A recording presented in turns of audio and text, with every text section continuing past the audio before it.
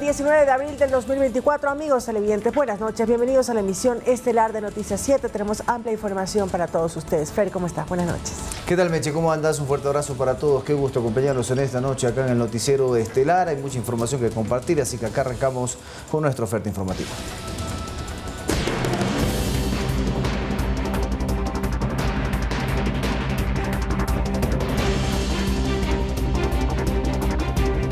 Atención, de última hora, el presidente Daniel Noboa declaró el estado de excepción por grave conmoción interna y calamidad pública en todo el territorio nacional tras la emergencia en el sector eléctrico. Mediante el documento oficial 229 se establece la intervención emergente y urgente de las instituciones del Estado para garantizar la provisión del servicio de energía eléctrica. Esto significa que Policía Nacional, Fuerzas Armadas se desplegarán hacia las instalaciones críticas de infraestructura energética que estuviesen en peligro de sabotajes o ataques terroristas. El estado de excepción tendrá una duración de 60 días.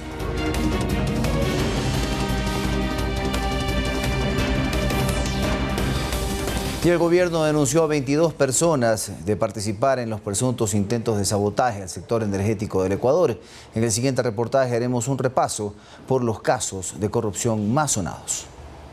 Obras que se anunciaron con bombos y platillos. Estamos hablando de los inicios de la década pasada. Hidroeléctricas que surgían como gigantes dispuestos a evitar situaciones que podríamos llamar incómodas como las de la actualidad. En la Fiscalía reposan desde hace unos años expedientes por presuntas irregularidades en al menos 5 proyectos: Coca-Cola Sinclair, Sopladora, Minas San Francisco, Mazar Dudas y Quijos. Si hablamos de Coca-Cola Sinclair, ubicada en Napo y con capacidad para 1.500 megawatts, según la Fiscalía, habría nacido mediante el pago de coimas de la empresa Sinohidro. Sería de unos 76 millones de dólares que corresponderían a aproximadamente el 4% del valor contratado. A San Francisco se la vincula con Odebrecht, pues la constructora multinacional habría pagado al menos 6 millones de dólares en coimas al excontralor Carlos Polit para desvanecer glosas. Mazar Dudas, hoy casi en sequía, se la habría terminado con un sobreprecio del 163% y Sopladora con 9 millones de más del valor inicial. En el periodo de las negociaciones contractuales y construcción de la mayoría de estas obras, el ex vicepresidente Jorge Glass era ministro coordinador de sectores estratégicos. Esteban Albornoz, hoy uno de los 22 denunciados por el gobierno por supuesto sabotaje en el sector energético, fue ministro de Electricidad entre 2011 y 2016. Según investigaciones como las efectuadas por la Comisión Anticorrupción, las irregularidades en las hidroeléctricas no han parado con el paso de los años. Se han ido instalando con el cuento de ser técnicos, de ser funcionarios indispensables, algunos núcleos que hacen el juego a la corruptela. Es decir, no sorprendería que al interior de los sectores estratégicos siguiesen enquistadas estas supuestas mafias. Ciertos funcionarios corresponden a ciertos grupos que han estado manejando un sector, en este caso el eléctrico. Ya vamos sacando indicios de por dónde va la conexión, porque hay una fuerza corruptora desde fuera que viene de un sector privado que quiere lucro. El problema se ha revelado y denunciado inclusive ante la Secretaría Anticorrupción del gobierno. Los comités técnicos, ¿no es cierto?, que analizan la necesidad y luego las ofertas, usualmente si se revisa los nombres de quienes están ahí, casi siempre coincide que se repiten y repiten, incluso con cambios de gobierno. Hidroeléctricas, un aparente botín apetecido por la corrupción. Lautaro Andrade Castro, Noticias 7. Expertos proponen alternativas y mecanismos para superar la actual crisis energética. Sobre la mesa existen herramientas que van desde la implementación de energías alternativas hasta mecanismos innovadores donde la ciencia ha jugado un papel preponderante. Veamos. Ante la crisis energética que atraviesa el país, ¿qué hacer?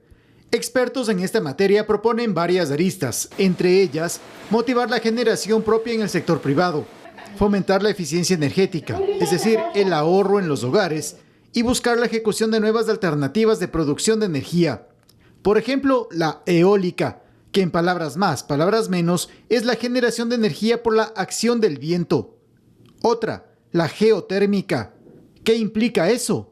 Osvaldo García, vicepresidente de la Sociedad de Ingenieros del Ecuador, lo explicó en Noticias 7.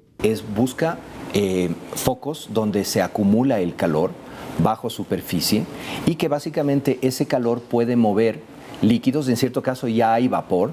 Ese mismo vapor va a mover igual las turbinas, o en otros casos lo que vamos a tener es en realidad la inyección de cierto fluido que es con el calentamiento, y ya que hay una alta temperatura bajo superficie, se calienta, sube y también mueve la turbina. Pero esto no es lo único. La ciencia y la innovación avanzan a pasos tan rápidos que hay alternativas que ni a usted ni a mí se nos pasó por la cabeza pensar que existen. Existen barcazas en el mundo, pero no necesariamente solo de quema de combustible fósil, sino que tendríamos que ver otras tecnologías que también están disponibles. Hay países que incluso tienen pilas nucleares montadas sobre barcazas y que podrían ser utilizadas en una emergencia como la que está viviendo el país. La declaratoria de emergencia en el sector eléctrico permitirá a las autoridades tomar decisiones y acciones de una manera más rápida, asevera el presidente del Colegio de Ingenieros Eléctricos y Electrónicos de Azuay, Diego Morales. Porque esto permitirá que se adquiera de una manera rápida, urgente, a precios adecuados la energía térmica, y esto también permitirá que las unidades que se encuentren o que se han venido postergando su mantenimiento entren a un mantenimiento emergente. Ahora todo suma. Desde la misericordia de San Pedro para que llueva en las zonas donde se encuentran los proyectos hidroeléctricos, hasta las mentes creativas de científicos que crean mecanismos innovadores para que al mundo no le falte luz. Javier Ceballos, Noticias 7. Y este viernes al menos 11 provincias del país registraron lluvias de moderada y alta intensidad. Según informó el Instituto Nacional de Meteorología e Hidrología INAMI, estas precipitaciones permitirán mejorar el caudal de los embalses de las hidroeléctricas. Veamos a continuación. Las lluvias se intensificaron en Ecuador este viernes, según el Instituto Nacional de Meteorología e Hidrología INAMI. Escenario que continuará el fin de semana. Es así que la región costa, las provincias con mayor intensidad de lluvias son provincias como Los Ríos, Manabí y Guayas. Sí hemos tenido precipitaciones muy intensas, han sido de manera tal vez puntual. La Amazonía también prevé lluvias. Los eventos de lluvia han sido moderados y muy altos, que en provincias, por ejemplo, como Sucumbíos, como Orellana, como Pastaza, hemos registrado precipitaciones que sobrepasan los 100 milímetros en estas 24 horas. En la región interandina se prevé mayor intensidad de lluvias al noroccidente de Imbabura, Pichincha, Bolívar y de moderada intensidad en gran parte de la región. Aquí hemos tenido precipitaciones de menor intensidad, ¿no? Obviamente porque llegan ya como rezagos, pero han sido generalizadas. La zona centro-norte en mayor cantidad, que han estado los registros, que han llegado hasta los 20 milímetros, y la zona sur, más que todo, esta ha estado entre 5 y 10 milímetros. Estas precipitaciones permiten que los embalses de las hidroeléctricas se incrementen. Pero justamente las zonas de captación también de las represas también han sido incididas. Ahora, la zona centro-sur, o los embalses que se ubican allí han sido en menor cantidad de incididos, pero también se han registrado precipitaciones. Allí, por ejemplo, tenemos, según la estimación satelital, un registro que va entre 5 y hasta 40 milímetros en esas zonas. Por ejemplo, la Central Mazar, en la provincia de Azuay, registró un aumento en el caudal que ingresó al embalse, pues este indicador llegó a los 68 metros cúbicos por segundo.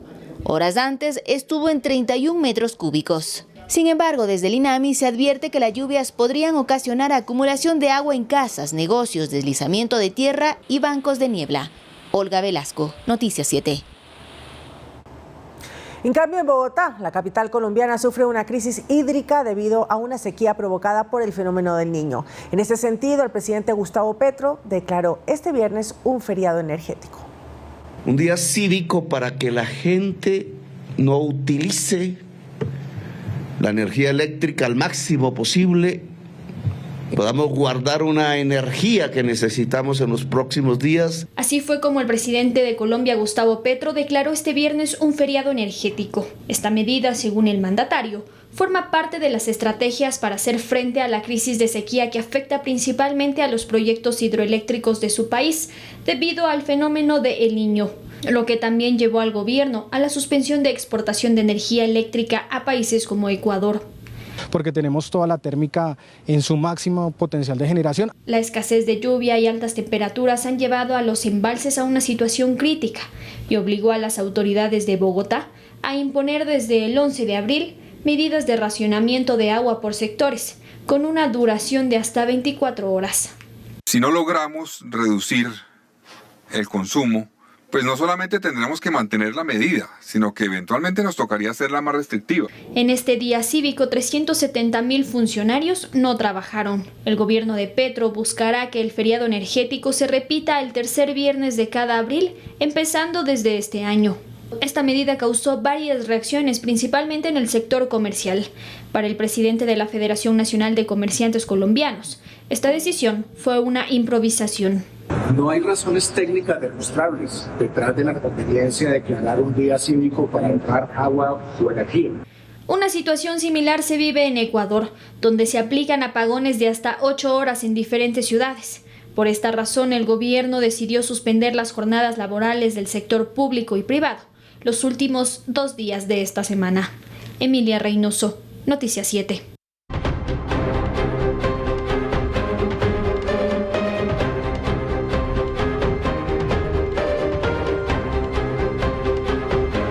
Y el gobierno nacional presentó los nombres de líderes de organizaciones terroristas nacionales e internacionales a quienes se los considera como objetivos militares, entre los que destacan el Mayo, líder del cartel de Sinaloa, alias Araña, jefe de una disidencia de las FARC, y alias Fito, narcotraficante ecuatoriano. Veamos. Tal como lo anunció el presidente de la República, el gobierno presentó la lista de los criminales más buscados en Ecuador y que ahora son objetivos militares, es decir que se priorizará su búsqueda y captura, pero si se da algún enfrentamiento serán dados de baja. En el primer nivel está Ismael Mariano Zambada García, alias del Mayo, líder del cártel de Sinaloa, reconocido narcotraficante en la historia de México, junto a su socio Joaquín El Chapo Guzmán, quien cumple prisión en Estados Unidos. El Mayo y el cártel de Sinaloa controlan gran parte de la producción de heroína, marihuana, metanfetamina y fentanilo en México, además de participar en el tráfico de cocaína desde Sudamérica hacia Estados Unidos y Europa.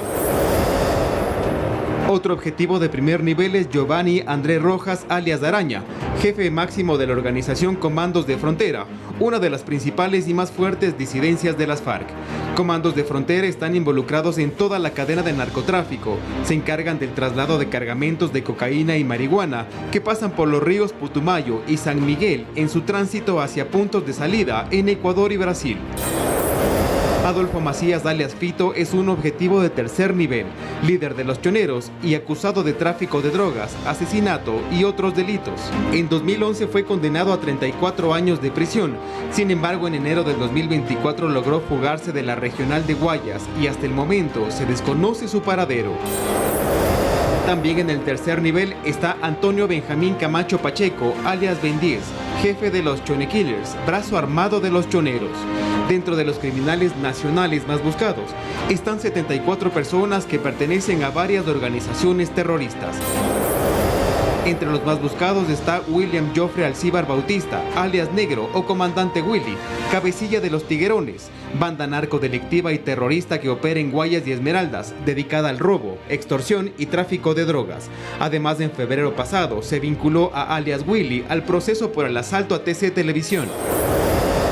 Carlos Edwin Angulo, alias Invisible, cabecilla de los Lobos, guarda prisión en la penitenciaría de Cotopaxi y sería quien habría dado la orden de asesinar a Fernando Villavicencio en agosto del 2023.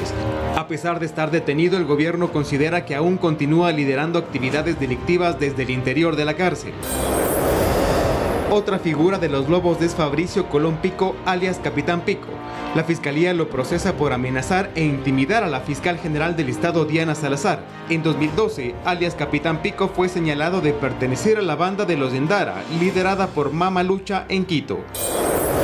Otro criminal que consta en la lista es Luis Arboleda Andrade, alias Gordo Luis, también líder de los Lobos y capturado en Colombia y repatriado a Ecuador.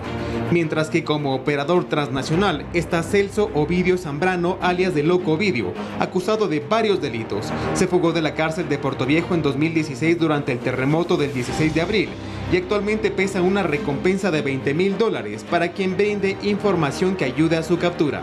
Edison Saavedra, Noticias 7. Hasta el 7 de abril, el bloque de seguridad ha ejecutado un caso de 250.000 operativos, mismos que han dejado más de 18.000 detenidos, de los cuales 300 son por terrorismo. Un resumen a continuación. El pasado 9 de enero, el presidente Daniel Noboa decretó la existencia de un conflicto armado interno en el país, donde se identificaron a 22 grupos terroristas. 3 meses después, el bloque de seguridad, conformado por grupos policiales y militares, han dejado grandes resultados. Hasta el 7 de abril, un día antes de finalizado el estado de excepción, se han realizado 245.831 operativos a nivel nacional, más de 160.000 en comparación con febrero del 2024. Estas operaciones han dejado 18.736 personas detenidas. En este tiempo, los grupos militares se han dedicado a realizar operativos en zonas calientes para desarticular grupos terroristas. Exactamente, se realizaron 270 operaciones hasta el 7 de abril, dejando 300 terroristas detenidos. Durante estas acciones, el bloque de seguridad dio de baja a 20 terroristas que, en el uso progresivo de la fuerza, repelieron ataques de estos grupos, mientras que en estos enfrentamientos, un militar y 5 policías han fallecido en el cumplimiento de su deber. Además, se ha logrado la recaptura de 34 privados de libertad que lograron fugarse de varias cárceles. En cuanto a decomisos, se han incautado 4.964 armas de fuego y 493.784 $. A pesar de que el estado de excepción terminó, el gobierno analiza la vía jurídica para mantener a los militares en las calles. Edison Saavedra, Noticias 7. Casi 100.000 uniformados entre policías y militares custodiarán la seguridad este fin de semana en el marco de la consulta popular que se realizará este domingo 21 de abril. Los operativos se realizarán a nivel nacional para garantizar que no se registren incidentes. Todo está listo para la jornada electoral de este domingo 21 de abril, incluido el operativo de seguridad, donde casi 100.000 uniformados se encargarán de que todo se desarrolle con normalidad.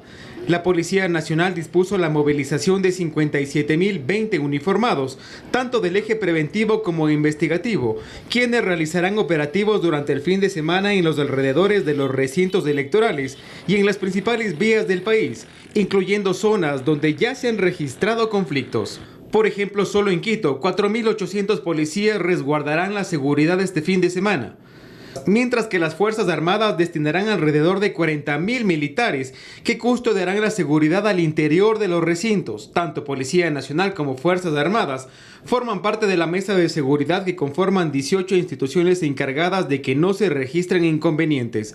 Las autoridades también reforzarán los operativos de ley seca que inició desde las 12 horas de este viernes 19 de abril, donde se prohíbe la venta y consumo de bebidas alcohólicas.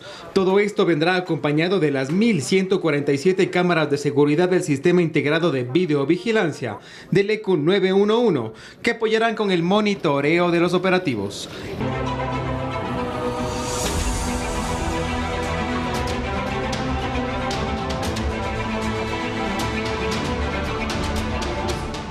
Este viernes 19 de abril se llevó a cabo la segunda jornada electoral con el voto en casa, que está dirigido a personas que tienen porcentaje de discapacidad física mayor al 75%. En esta ocasión, 609 ciudadanos participaron de la misma. Este viernes 19 de abril, 609 ciudadanos solicitaron que el CNE vaya a sus domicilios para sufragar en la consulta popular y referéndum. Esta jornada arrancó con una breve inauguración desde la sede del Consejo Nacional Electoral en Quito, donde su presidenta Diana Tamaín explicó el grupo al que está dirigido este proceso. Permitiendo a las personas con discapacidad física igual o superior al 75% y mayores de 50 años ejercer su derecho al sufragio en sus domicilios. La primera votante fue doña Margarita Solórzano. Tiene 80 años y debido a un derrame cerebral no puede salir de su casa. Su esposo, Abdul Zambrano, de 84 años, fue quien ayudó a Margarita para que pueda sufragar. Ella le dio derrame cerebral. No, hace ya unos 30 años. No puede hacer nada.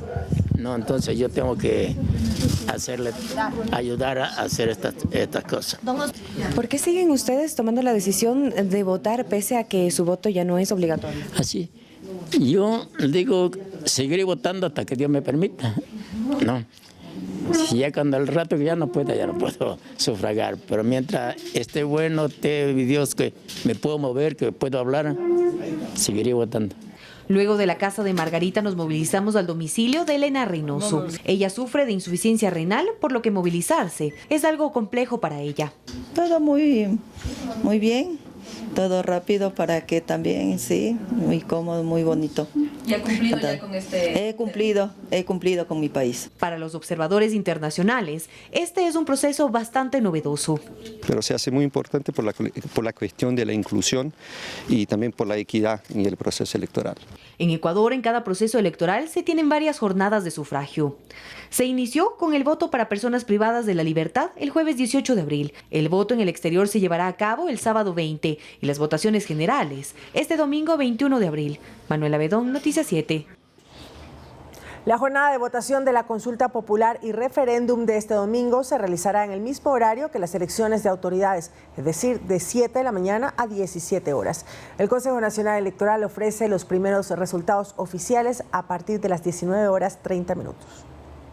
La cita que más de 13 millones de ecuatorianos tienen este domingo en las urnas no difieren mucho con las jornadas donde hay elección de autoridades nacionales, seccionales o de asambleístas. La única diferencia es que cada elector recibirá este domingo una sola papeleta con las 11 preguntas que forman parte de la consulta popular y referéndum. La votación arranca a las 7 de la mañana. En cada uno de los recintos electorales se izará la bandera tricolor y se entonará el himno nacional. Según la proyección del Consejo Nacional Electoral, los primeros datos de la votación los conocerá el país a partir de las 19 horas con 30 minutos, siempre y cuando no existan problemas en el registro de datos en cada una de las actas por parte de los miembros de mesa. Es necesario contabilizar todas las preguntas desde el casillero A hasta el casillero K. Una vez que tenemos los resultados en cada junta de todas las preguntas, se empieza recién a llenar las actas por cada pregunta. Concluida la votación, el ciudadano recibirá el respectivo carné de votación, que le servirá para todo tipo de trámite. La jornada culminará a las 17 horas. Los ciudadanos podrán conocer los primeros resultados a través de sus dispositivos celulares. A través del aplicativo CNE App podrán llevar el control segundo a segundo de los escrutinios. También estarán a través de las redes sociales de las cuentas oficiales del Consejo Nacional Electoral. Entonces sí, posiblemente exista algún problema para la ciudadanía en los sitios que tienen corte de energía eléctrica, más no en el Consejo Nacional Electoral. Recuerde que el único documento habilitante para que usted pueda votar es su cédula de ciudadanía. Javier Ceballos, Noticias 7. El voto en Ecuador es obligatorio para personas de 18 a 65 años. Por ello existen multas para quien no sufrague este domingo 21 de abril.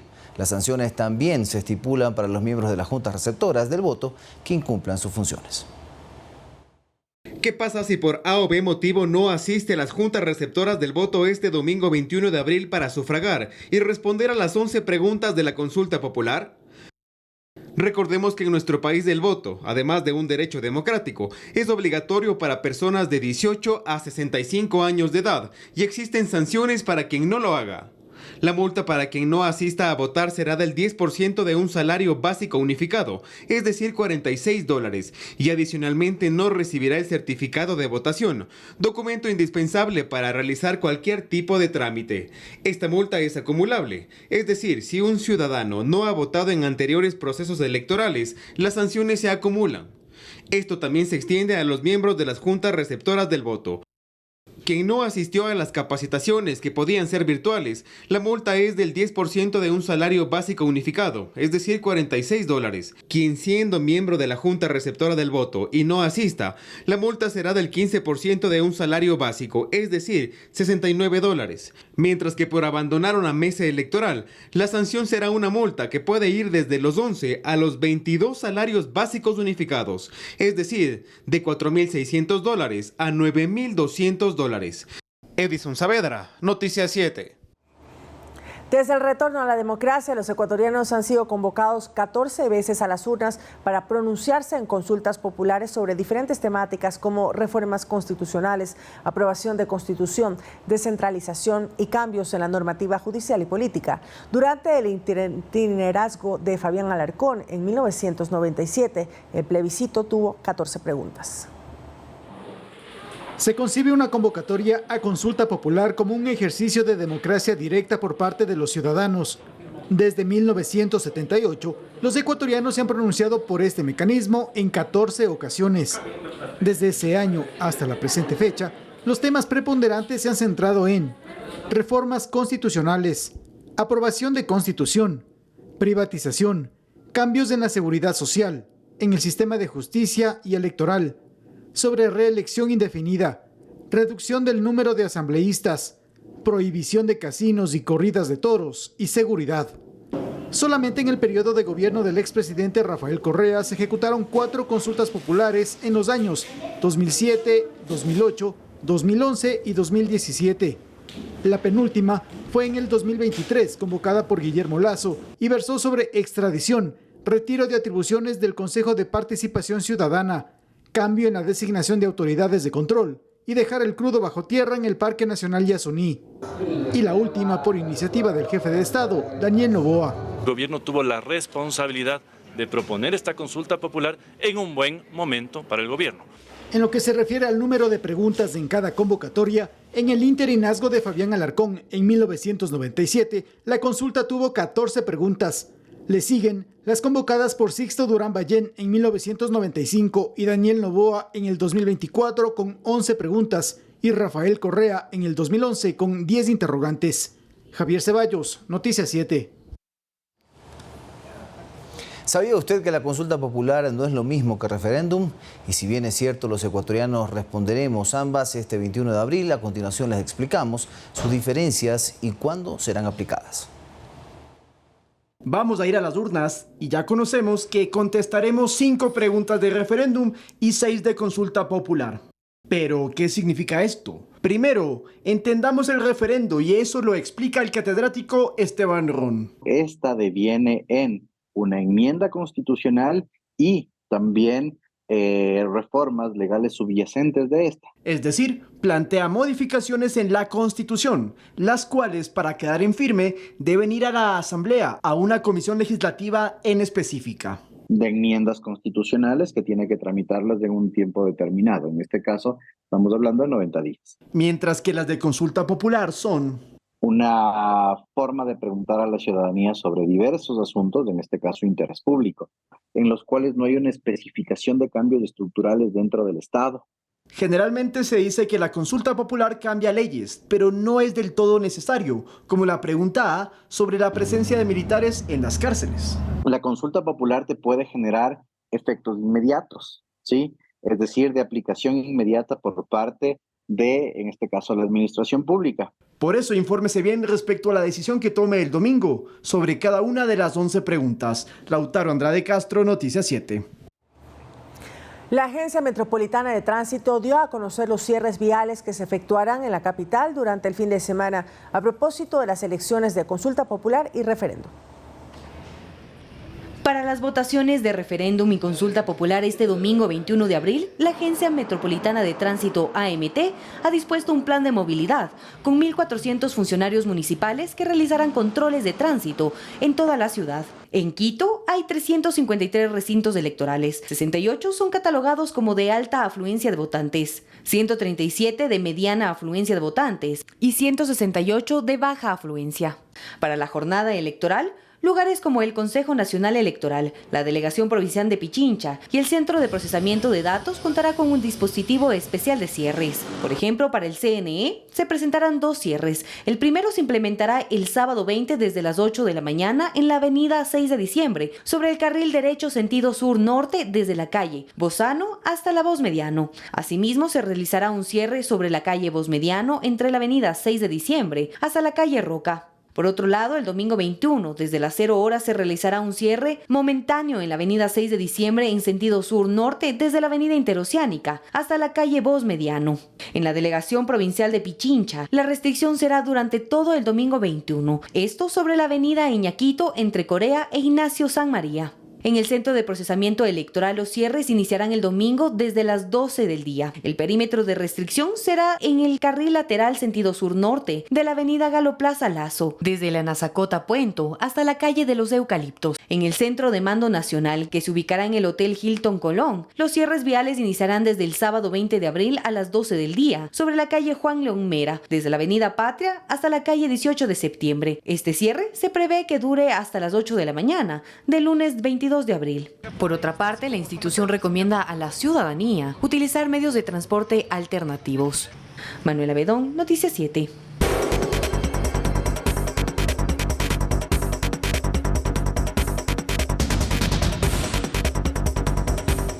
Información de última hora, el Ministerio de Energía y Minas informó que se establecieron los nuevos horarios para los cortes de energía de este sábado 20 de abril. Según la cartera de Estado, a diferencia de días pasados, el lapso de tiempo será menor. Además, se ratificó que no se ha programado la suspensión del servicio eléctrico para el domingo 21, día de las votaciones para la consulta popular. El Ministerio indicó que las últimas precipitaciones se han registrado en zonas donde se encuentran las hidroeléctricas. Para conocer los horarios de los cortes en cada ciudad, se debe ingresar a la página web del Ministerio de Energía.